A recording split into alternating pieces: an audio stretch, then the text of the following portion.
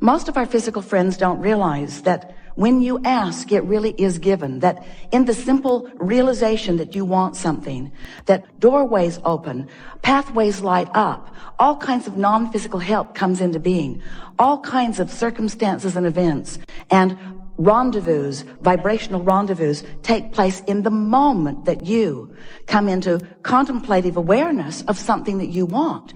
If you could see an aerial view, you would never again worry, because in the slightest wish or hope, and certainly in those stronger desires, pathways light up that are so vivid that those of us who are aware of these pathways wonder why any of you would ever worry. And then we remember that the reason you worry is because you can't see the path. So we want to make you aware of it. We want you to feel the path even if you can't see it.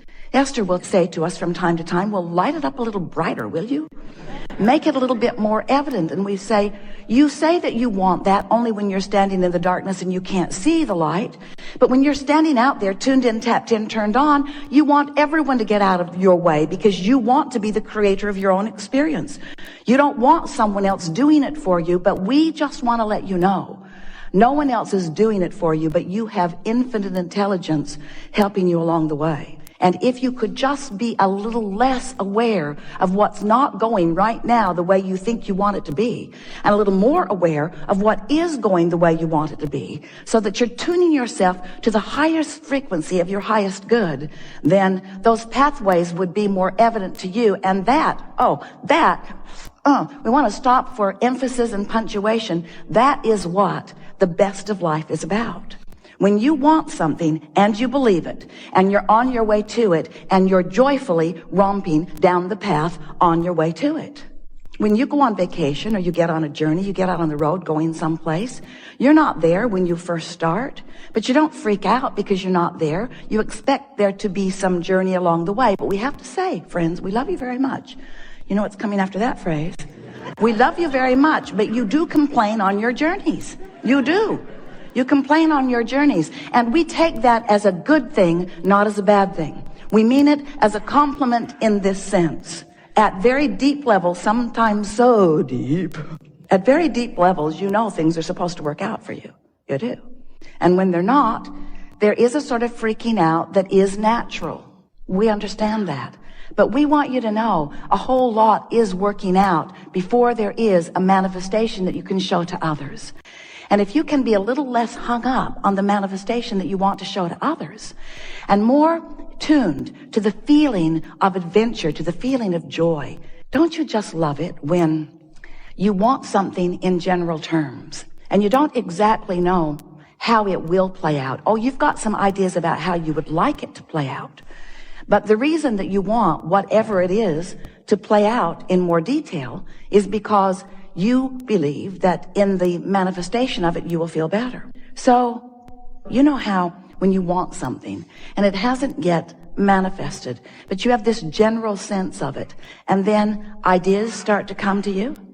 Don't you like that feeling of idea? Don't you like that feeling of inspiration? You do when that feeling of inspiration is accompanied or allowed on this basic platform within you of expecting good things to come. So if you could just develop a sort of general basis of beingness that goes sort of like this. I don't exactly know how it's going to be or who it's going to be or when it's going to be or where it's going to be, but I know that it's going to be really good and that I'm going to know it when I see it. In fact, I know that I'm going to know all the steps along the way, because feeling your way to the next manifestation and the next manifestation and the next manifestation is what the most of your life is about.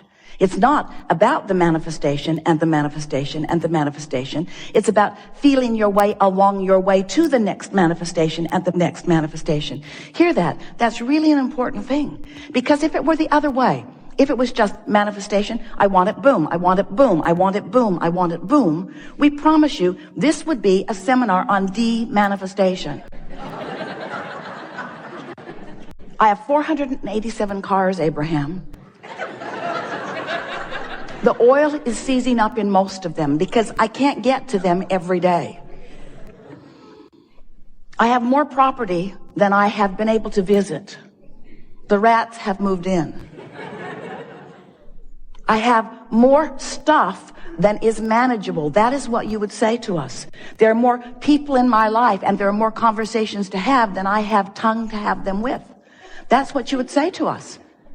But when you let your world be a vibrational world, which means it's an emotional world, which means it's a thoughtful world, now your world can be one that vacillates between comfort and ease, and power and certainty, and eagerness and clarity and passion and love and joy. In other words, you're up there on that end of the emotional scale. You're not having to dip into the contrast because you have enough contrast in that good feeling end. You like going from, the satisfaction of not being overwhelmed to the exhilaration of having a little more to do right now than you really want to do. In other words, that's really a nice blend of emotions, and you have the ability to control yourself in that way. But you've got to stop. You have to stop making it about the manifestation and begin making it about how I feel right now, how I feel right now, how I feel right now. Because you don't have control over the manifestation because you haven't exercised control over your vibration.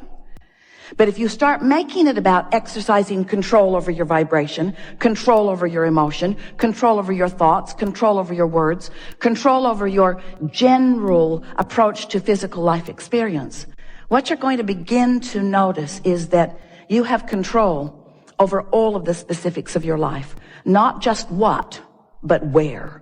And not just where, but who. And not just who, but when. You get to dictate every single part of your experience. You get to call the shots. You are the only one that ever calls it in, and you're the only one who ever holds it out and keeps it from coming. So do you have any idea? We do. And we're not mocking you. Well, a little. Do you have any idea how many experiences you have called to you that you're not allowing to flow with the ease that is possible? And do you know the one reason why you're not allowing these things, experiences, people, places, events, circumstances, dollars to flow to you in the way that you want?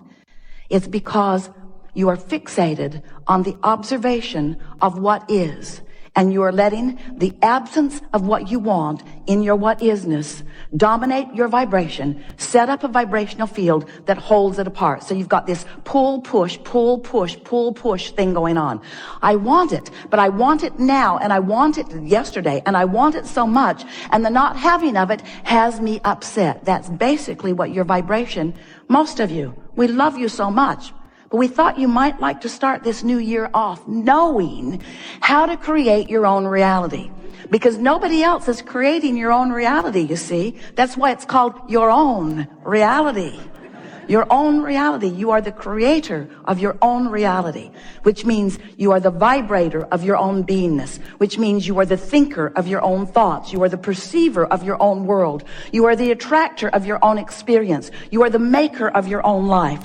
You are the uplifter of your own being. You are the magnificent genius creator who came into this physical body with the express intent of mixing it up, of looking around, of identifying what you want, of achieving vibrational harmony with it, and then taking glory, watching with reverence and appreciation and rambunctious zest for life, watching the components of your creation come into place one by one to, in some cases, surprise you, and in every case, delight you to the power and the clarity and the worthiness and the goodness and the readiness and the bigness of that which is you. We love visiting with you. We like so much a group like you gathering together, people all around the world. We're pleased that you're there too. Listening to our rampage of appreciation of the life that you are living. Your life that you are living. But you can't live your life without those like us benefiting from your exposure to your life. Because when you look around and you have experiences and you revel with delight in some of them and you shudder in discomfort at others, in every case, whether you are cringing or applauding, you are focusing energy that is creating worlds. And as you do that, we're all in on it. We get to participate with you. That thrill that you have is our thrill that you are interpreting. But when you feel bad, that's you interpreting the absence of us. Absence isn't the right word because we don't go away. It is you're pinching yourself off from the vibration of your source. That is really what negative emotion is. So have you been listening to us for a while? You know about vibration? Pretty much. You understand that law of attraction is the engine that manages all of this, and that it is tuned to vibrational frequencies? Do you understand that everything has a vibrational frequency? Do you understand that your manifestations that will soon manifest have vibrational frequencies? And that if before it manifests, you achieve vibrational harmony with the frequency of it, then it comes to you faster. Do you understand that abundance has a vibrational frequency? Yeah? And can you imagine what it feels like? What would the vibrational frequency of abundance feel like if you were going to put words to it? It would feel like ease. It would feel like freedom to choose, certainly. It would feel like eagerness. It would feel like clarity. The vibration of abundance feels like fresh air. It feels like clear path. It feels unlimited. It feels always flowing. It feels abundant, meaning never ending, always flowing. It doesn't feel pinched off, and it doesn't feel like jealousy, and it doesn't feel like worry, and it doesn't feel like fear. It feels like fun. It feels like sureness. It feels like certainty. So let's say that you're standing in a what-isness of less abundance than you want. If you can take your attention away from your perceived manifestation of not enough, and you can focus upon something else that feels like fun or something else that feels unlimited.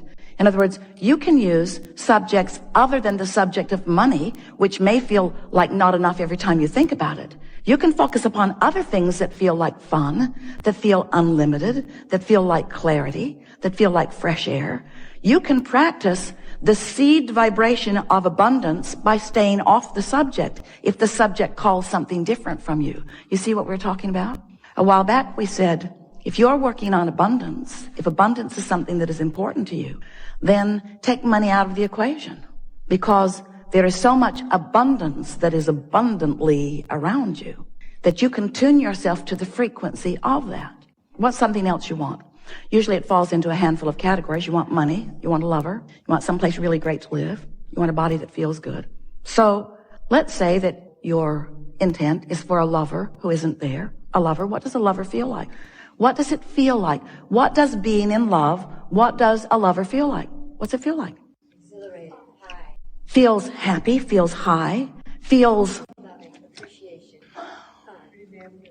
pretty damn good. Feels like well-being, feels like homecoming, feels like security, feels like appreciation, feels like being appreciated, feels effortless, feels like ease, feels natural, feels like desire. In other words, if you can get to the general vibrational reason behind what you want, which is why do I want it? The question, why do I want this thing, will bring to you. Then we know you can begin practicing the vibration of the manifestation that is coming. Now here's the thing that we know that often you don't know that we so want you to know, and that is that everything you've asked for is coming. And the only question is, how long are you going to keep yourself from it? That's the only question. So, do you sense that we sense? Do you understand that there is abundance immeasurable, abundance not recognizable by most of you, abundance not yet experienced, let's just put it that way, by most of you, abundance for you, vibrationally queued up, and that all you've got to do, the only thing you've got to do is to practice the vibration of it, and it makes its way to you in so many different life-giving, fun ways. But you got to practice the vibration.